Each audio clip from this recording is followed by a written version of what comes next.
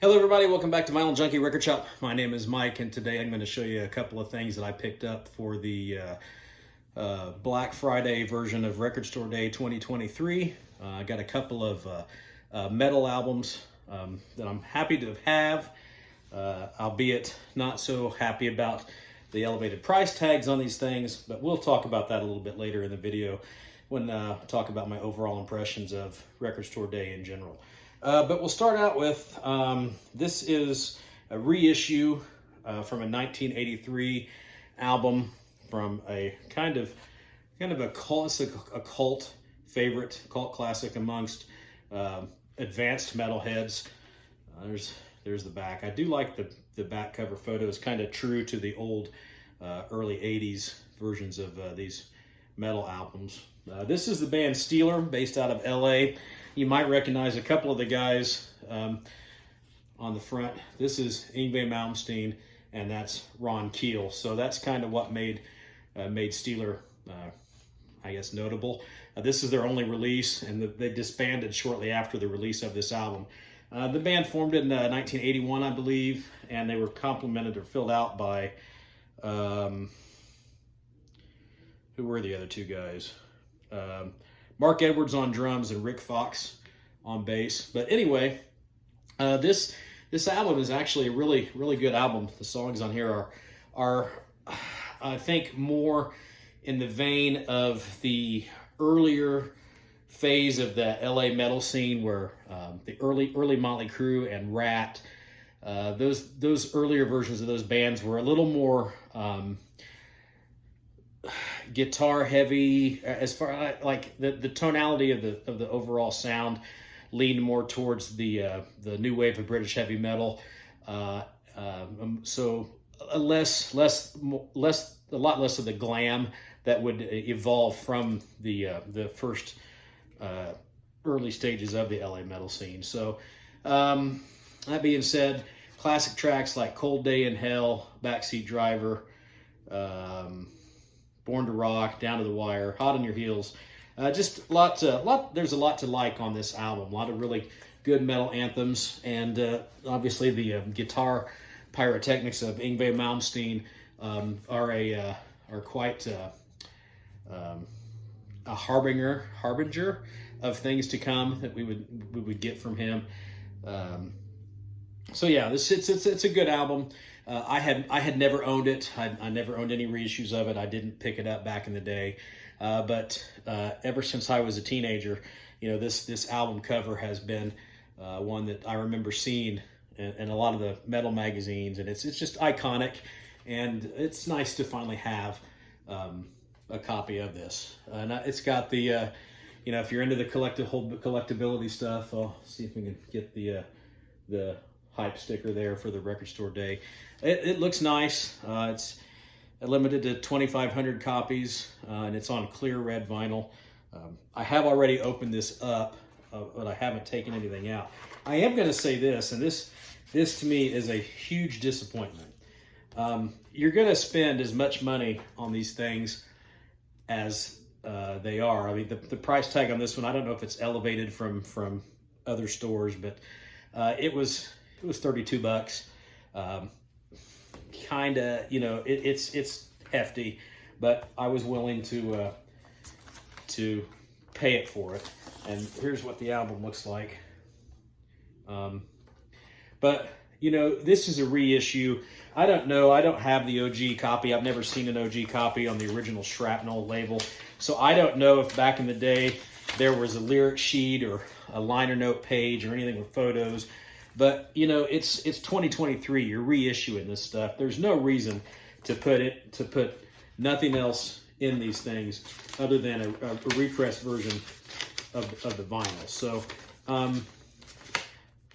I think it's Sound City Records is who repressed this for reissue. Shame on you guys, man. Hire somebody to put together something to put in here. Put in a poster, an updated liner notes, something that details the history of the band or talks about something. I mean, the whole point of putting these things out for these Record Store Day collectibles is to have something that's different from from everything else. So I'm really disappointed as far as that goes, but I'm gonna not let that weigh too heavy on me, and try to be happy that I've at least got a copy of it. I looked at the list of stuff that was coming out, and this was really the only thing I thought I wanted. And you never really know how these record store day events are going to go. I've heard so many stories about people wanting a certain thing, and if they don't get to their record store right when it opens, they sell out. They don't carry very many copies of these things. You never really know if your record store is even going to have what you're looking for. But the record store that I picked this up at is Karma Records in Indianapolis. Record store that I've visited since I was a teenager. So I have many fond memories of going to that store. So just going on record store day, I thought was going to be something that would be enjoyable to me. I didn't know what to expect. I didn't know how many quantities they would even have of it. So I thought I would want to get there early. They opened at 8 a.m. I worked the night before. I got off work at 6 a.m. So I thought, well, I'll just drive over there and hang out rather than go home, come back. And I got to the shop, and where it's located in the little strip mall that it's at, there were people lined up around the whole building. There were no places to park in the complex where the store's at, and so I've had it now. I'm not going to do this. I've seen pictures that people post on record store days of people camping overnight to get into these record stores to pick some of this stuff up, and I thought it was going to be fun. I thought it was going to be, kind of something that would be interesting, and I found myself thinking that this is really stupid. So, but anyway, that's kind of the story of why I wanted this one. I ended up going home, taking a nap, and I did the old-fashioned way. I woke up and I called the place and said, "Hey, you got any more copies of the new Steeler reissue?" And they said, "Yeah, we got 2." So then I went out to the store, and they were both there when I got there. They probably, I don't even know how many, if anybody bought this at that particular shop, but I have found that the metal albums tend to kind of go quickly because there's just not so many of them that are released. And we're talking about 2,500 pressings across record stores all over North America. So, glad to have it, but I am disappointed that it didn't come with any other stuff. Okay, so while I was there looking around, I knew that this other album was one that was on the list to come out, but I hadn't really given much thought to picking it up. And then when I looked at it and saw it and did a little more research on it, I decided I probably should go ahead and get it here. And this is a band. This was a thrash metal band from the Bay Area that I didn't really pick up on back in the day. They weren't a band that I followed, and they were only around a few years. They only released 2 records. But this is their debut album, and this is Sacrilege B.C, Party with God. This has been reissued on Southern Lord, which Southern Lord, if you're not familiar with them, they've got a pretty decent roster of acts, and they've put out some pretty interesting metal albums over the last couple of years. High Command, which is one of the newer metal bands that I really like. They're on Southern Lord, or at least their last album was released through Southern Lord. So that kind of made a difference in whether I thought I wanted this. Again, this came with a pretty hefty price tag. It was over $30. But I think that this one, unlike the Steeler, came with supposed to come with some extras that make it a little bit more worth the extra investment. So just the hype sticker says this is a limited edition vinyl version of the legendary debut from ultra cult 80s Bay Area thrash band Sacrilege B.C. They had to add the B.C, which stands for Berkeley, California. They added that afterwards because there was a UK band, a doom metal band called Sacrilege, that they didn't want to be confused with. But this also contains the 1985 demo pressed on vinyl for the first time. This is a double vinyl with silk screen printed on side D, and it's re-released with liner notes from Ron Quintana, an 8-page comic book plus liner notes, And the hype sticker says this is one of the best thrash albums to ever come out of the Bay Area. It's for fiends, not fiends, of Exodus, Metallica, Possessed, and Violence. Now, if you weren't familiar with these guys, this album was released in '86, and it predates some of the really classic thrash albums. This came out before Among the Living. It came out before,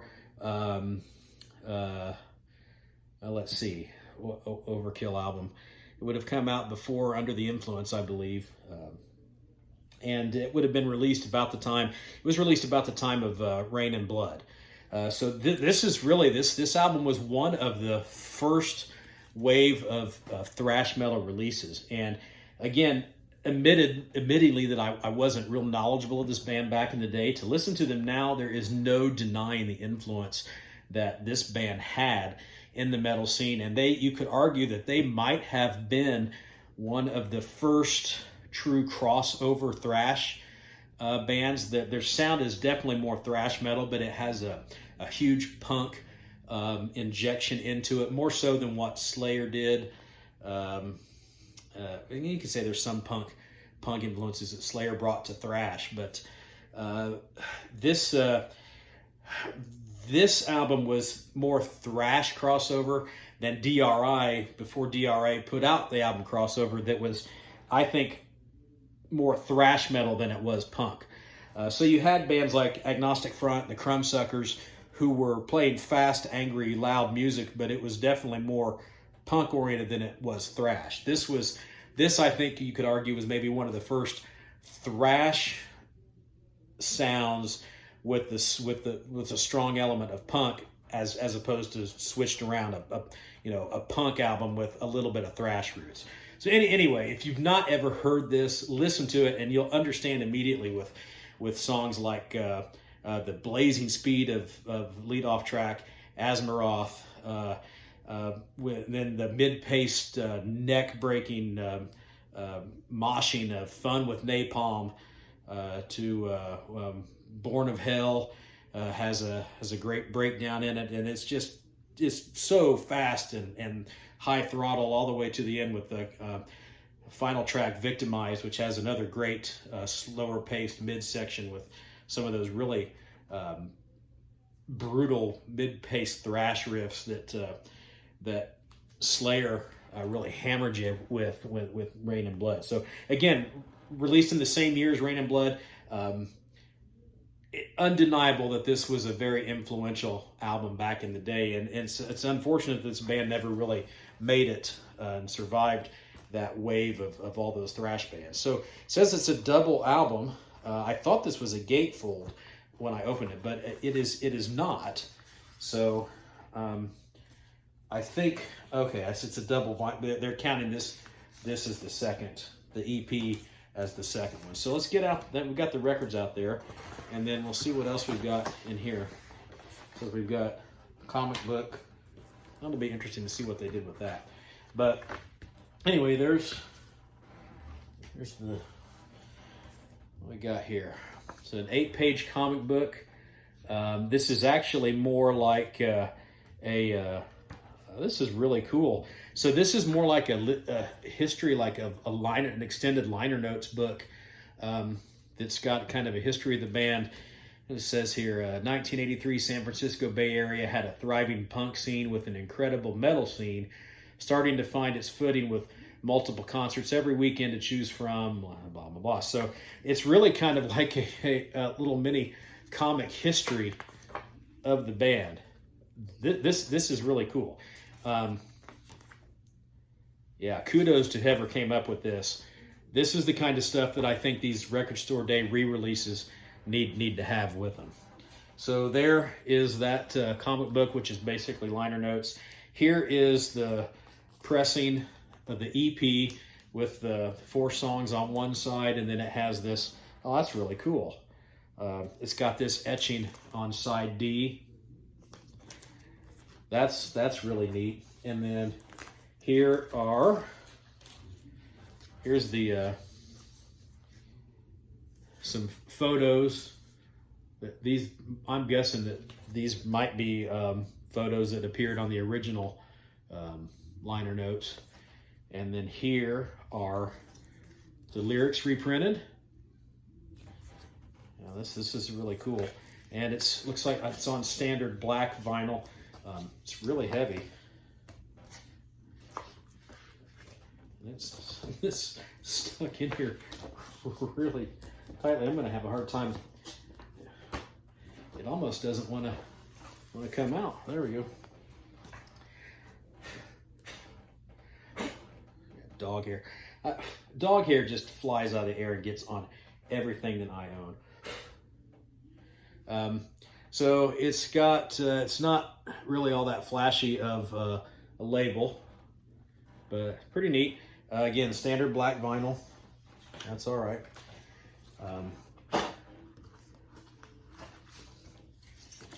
Back in there, and that's everything that comes with it. So I'm happier as far as the contents that come with this one than I am with the album that was the one that I really intended on picking up, the Steeler. But this is really cool. This comic book thing is really cool. That's a great idea, and I'm going to be interested in have a fun time getting that out and reading that as I'm listening to this album. So haven't played either one of these. I hope that the sound quality is good, because ultimately that's why we really collect records, right? To listen to them. So overall, this one, really happy that I decided to pick that one up. I think I'm going to be. I don't think I'm going to have any buyer's remorse over that one. And I won't for the Steeler either, because I wanted to have a copy of this. But honestly, for what I paid for this repress, I think there's, I haven't really ever been on the hunt for an OG copy of this, but I feel like for the $30-some that I invested in that repress, I could have maybe found an OG copy somewhere. I've never seen one out in the wild. I did look on eBay to see supply and demand, and there weren't a whole lot of that. But anyway, here nor there. So overall, I'm not disappointed. There was a third release that caught my eye that I would have really liked to have had, but I wasn't going to pull the trigger on spending $40 for it. And that was a double live Doors album recorded from a concert in Bakersfield, California in 1970. I think it would have, I think it would have been nice to have. I really liked the packaging and the overall look of it, but I just don't think it justified a price tag of over $40, which kind of leads me into my final thoughts on this whole record store day thing.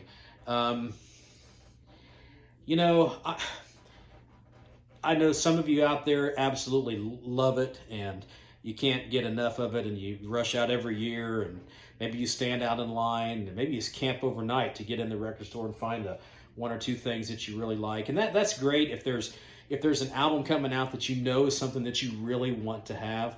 But in all honesty, if you add up the costs of these two records that I bought, there's a lot more new material that's come out in 2023 that I'd really like to have that I haven't purchased yet.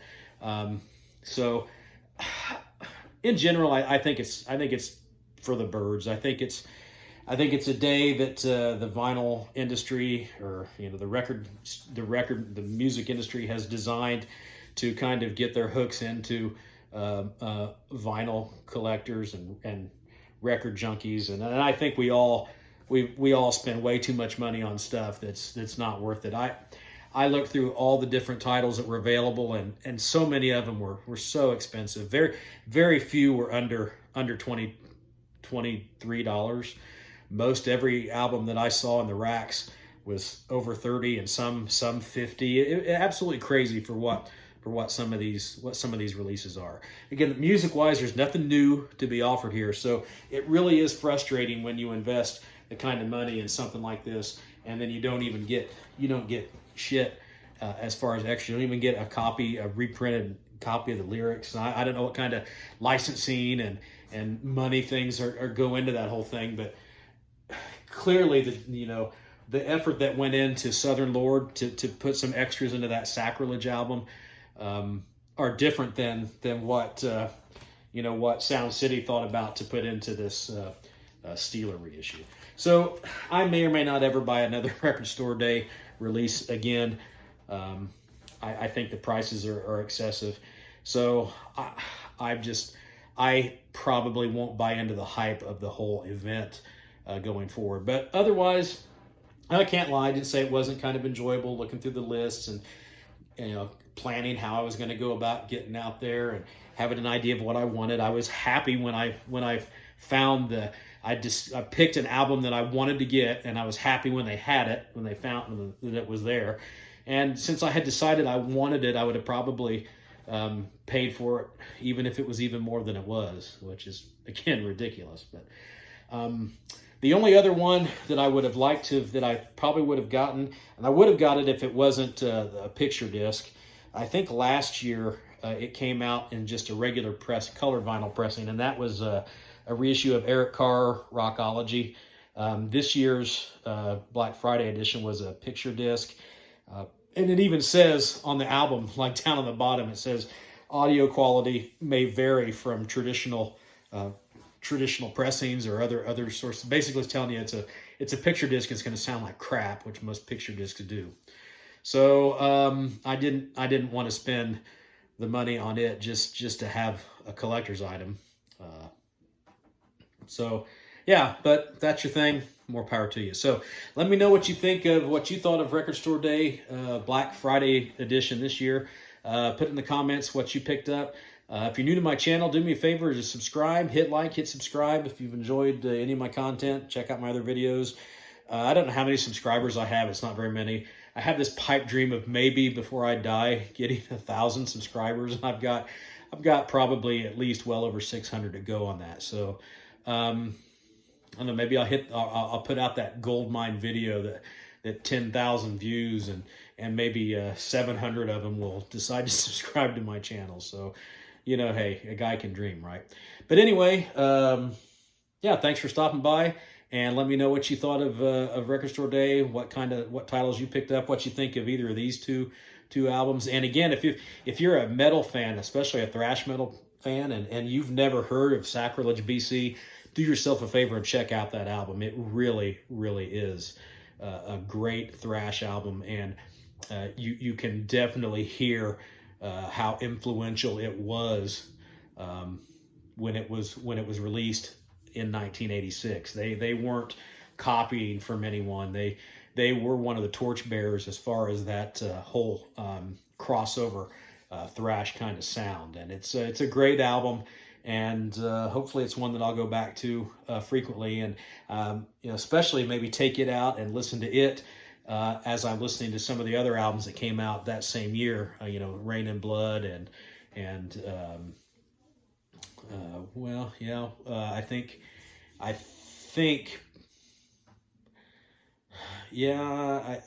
Exodus. The debut albums of all the big four bands would have been out that time. Like I said, it predated Among the Living, which is one of my favorite thrash albums ever. So I can clearly say that Sacrilege wasn't ripping off Anthrax or anybody else. So, and I'm rambling. Time to bring this to a close. Thanks for stopping by, and we'll catch you later.